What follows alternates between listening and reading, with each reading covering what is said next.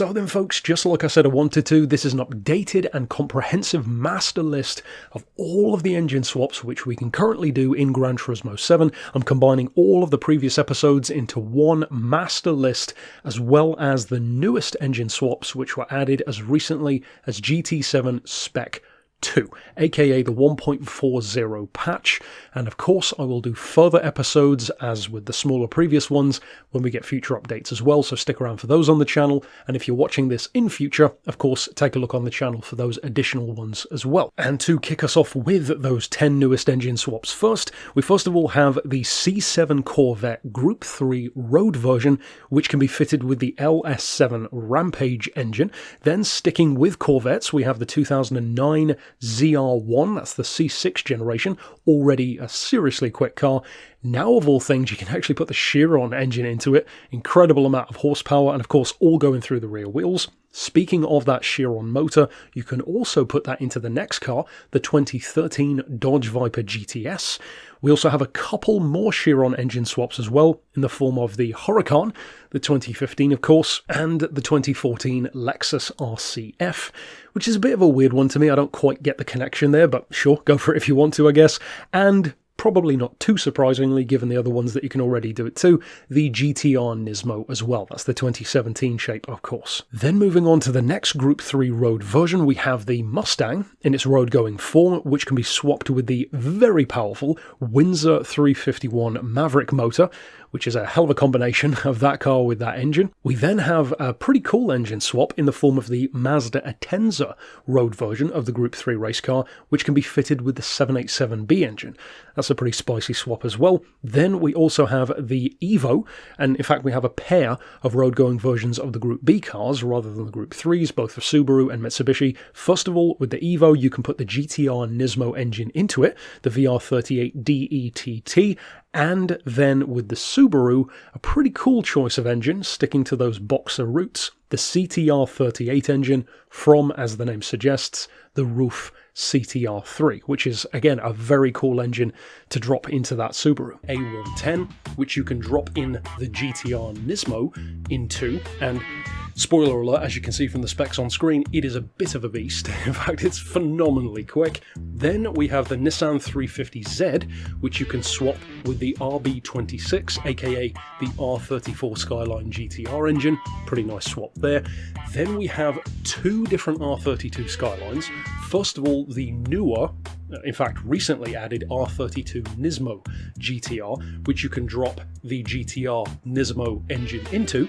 Seems a bit confusing, but it's an R32 that you can put the R35 Nismo into. And then in the case of the non-Nismo R32, you can actually get the even more spicy R92CP engine, Nissan's Group C Le Mans car, of course my favourite Group C car of them all, which is the VRH35Z from, as I said, the R92CP. Very, very expensive engine though on that one. Then finally for these five, we have the 2023 shape Nissan Z, which, wouldn't you know it, can also have a GTR Nismo engine. First of all, we have the 69 Chevy Camaro Z28, which we can now put the LT4 Camaro engine into. That's of course the 650 horsepower supercharged unit from, I believe, the ZL1 1LE Camaro, so pretty cool there. The next one is the 1989 Corvette ZR1. That's the C4 generation, of course, and you can drop, once again, Corvette engine into it, the LT5 from the C7, 754 horses or thereabouts, so I believe that's the ZR1 Corvette, I think it is. Then we have the 69 Ford Boss Mustang, the Boss 429, which you can drop the Voodoo engine into. That's the GT350R Mustang, of course the newer shape one with 525 horses. You can also drop that same engine into the 1965 Shelby Mustang, the GT350, which is potentially quite a cool one if you want to have a lot of fun. And last, and definitely not least, probably the coolest out of the five, you can now drop the 351 Maverick Windsor motor, which is 1200 horsepower as standard and can be tuned even higher, over 1400 horses in fact, into none other than the 2016 Mustang GT350R, which I already have done, and it is tremendously quick, as you would assume. The 2016 Cayman GT4, and you can, as you can see here, drop the very impressive 1200 horsepower Maverick V8 engine into it, which is pretty cool, and it certainly makes it very, very quick in a straight line, that's for sure. Then we have, of course, a car that I've done a number of builds on. I did the RGT Rally build, I've done the one that you can see here, the Flying Lizard style RSR race car in a special projects pack as well. It is, of course, the 997 shape Porsche 911 GT3, and you can drop the M97 spec 911 engine into it. It's not as expensive as some of the other engines you can buy, some of which you'll see in a second, but it's still fairly hefty at 325 grand. Decent horsepower, certainly very good if you want to do more of a racing style build, for sure. Next up we have the 959 engine. Very strong in terms of the horsepower that it gets from its capacity. You can drop it into this 1992 shape Carrera RS, that's a 964 generation.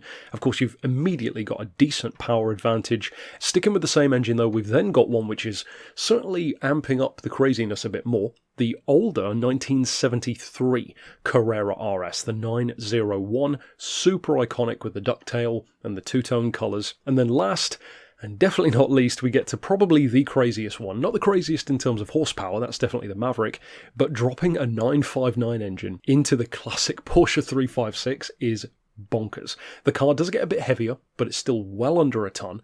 It weighs barely more than an LMP1 car. The engine is over a litre bigger, from a 1.5 to a 2.8. Horsepower is way up, not quite 4 times, but close enough to 4 times the power. A hell of a lot more torque as well, and of course the tuning potential on this is ridiculous. Now the Audi BYH R8 engine can currently be fitted to both the 2014 shape Audi TTS Coupe and the 1997 Toyota MR2 GTS. The next Audi engine is the R5 20VT Pikes Peak Quattro engine, which can be fitted into the 1983 Mark I Golf GTI, and I might add makes it an absolutely bonkers car to drive. The next one is a BMW motor, the P65 B44-Z4 racing engine, which can be fitted in both the 1973 3-litre CSL and the 2003 BMW M3 Coupe. Next up we have a bunch of Chevys. First of all, the LS9 Corvette engine, which for the moment can only be fitted in the 1978 Pontiac Trans Am. Then we have the Chevy LT1 Corvette motor, which can be fitted into the 2015 shape Mazda ND Roadster, aka the MX-5. Then of course we have the Chevy LT4 engine from the Camaro. This is a particular favourite of mine because you can drop it into the year 2000 TVR Tuscan, which makes for a very rapid car. Then we have the Chevy LT5 C7 Corvette engine. This one can be fitted into at least 6 different vehicles at the time of releasing this video, which is the 69 shape C3 Corvette Stingray, the also 69 shape C3 L46 Stingray, the 350. You can also put it into both the 1994 S14 shape Silvia K's and the 1996 Silvia K's Aero, also S14 shape. You can put it into the 2018 Subaru BRZ STI Sport, with great results as well. That's a very quick car. And of course, being the Subaru, as expected, the Toyota as well, the 2016 shape Toyota 86 GT Limited. Next up we have Dodge with the Hellcat Charger engine. You can currently put this into 3 vehicles. One of them is definitely a standout. First of all, we have the 1970 Dodge Challenger RT. The next one is the 1970 Plymouth Superbird, and my personal favourite of the 3, the 1945 Willys Jeep, which makes it borderline undrivable in most cases, but a hell of a lot of fun. Next up we have a couple of Ferrari engines with surprisingly limited usability. First of all, the F136 F458 Italia engine, which can be fitted into the 2014 Alfa Romeo 4C, kind of a nice little baby Alfa supercar. And then we have the Ferrari F140B Enzo engine, very, very cool engine, which you can put into the F40, no less. Very cool combination there, very Forza-esque. Then we have Ford, first of all with the 5-litre Coyote Mustang motor, which you can put into both the 1971 Pantera and the 1971 Mach 1 Mustang. Then we have a very spicy choice of swap, probably another one of my personal favourites, the Ford V8 GT LM race car test version engine, which you can drop into the 2018 Ford Focus RS, no less. Another bonkers build, very Gymkhana style. Then we have the Ford Voodoo motor, that's the 5.2 litre GT350R Mustang engine, which you can drop into the 32 Ford Roadster. Very cool little hot rod build there. Then we have Honda. Honda, of course, has quite a bit of compatibility. You've got the HR414E NSX racing engine from, of course, the GT500 car. You can drop that into the Amuse S2000.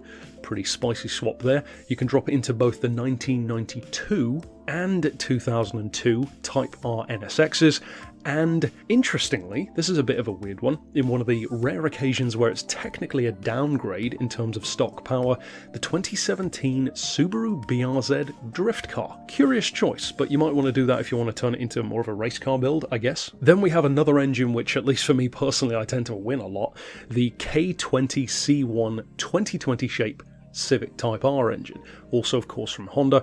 You can put this one into a few different cars with interesting results. You can put it into the 1970 Abarth 595 SS, of course the sporty little Fiat 500 basically. You can put it into the 1991 Honda Beat, that one's pretty cool. You can put it into the 1998 EK Civic Type R and the 1998 DC2 Integra Type R, both pretty cool for some racing or track day builds, and probably my favourite of this particular engine swap, the 1965 Mini Cooper S, which in a similar way to the Pikes Peak Golf makes it pretty bonkers. Next up we have probably one of the most surprising engine swaps for me, and a very cool one, the only motorcycle engine swap. Technically, it's the Honda SE75E from the Project 2 and 4, which, as I recall, I believe is a Honda race bike engine. I don't recall the model that it's from, but it says it in the car's description. You can put that into both the 2015 Honda S660 and, much more spicily, the 1966 Honda S800. Then we have, of course, one of the engines that everybody would have wanted to win, but very few of us probably ever did, the Lamborghini L539 Aventador SV engine, which you can interestingly only put into one car at the moment. An interesting choice of car as well, the 1988 25th anniversary Countach. Kind of a strange one. I would have thought it would have been more than just that, if not something else entirely, but for now, that's the option. Next up we have Lexus with the Racing SC430 engine. That's the 3UZ FE from, of course, another Super GT car. You can put that into both the 2013 shape Toyota Crown Athlete and the 2019 shape Toyota Tundra pickup, which of course those who follow special projects will probably remember that build. Next up we have Mazda, and of course with Mazda you're hoping for some rotary action, and that's exactly what you're going to get. First up with the RX-7 engine, a 13B REW. You can put this into both the 1989 Unos Roadster NA Special Package, in other words the old school MX-5, and the 1991 shape Suzuki Cappuccino, which I have already done, and it is one hell of an engine swap. You can get the little Cappuccino up around 260 miles an hour, which is a whole lot of fun. Then of course we have probably the most coveted and most badass engine swap of them all, certainly the most expensive, the Mazda 787B engine, the R26B quad-rotor monster. Interestingly, I didn't realise this new addition, but you can drop that engine into the 2019 Mazda 3X, the Burgundy Selection, which is a pretty awesome combination, definitely a nod towards the Pikes Peak Mazda 3, of course. You can also put it into the 1990 FC shape RX-7 GTX. As of course all of us would hope for, you can indeed drop it into the 2002 FD RX-7, that's the Spirit R in particular, and one of my personal favourites again, the 2012 shape Mazda RX-8. Now though we move into Nissan, and of course, although Porsche have seen a lot of favour with Gran Turismo in recent years, Nissan was always one of their favourites and very much bedfellows. First of all we have the Nissan LZ20B Skyline motor, which you can drop into the Gredi Fugu Z.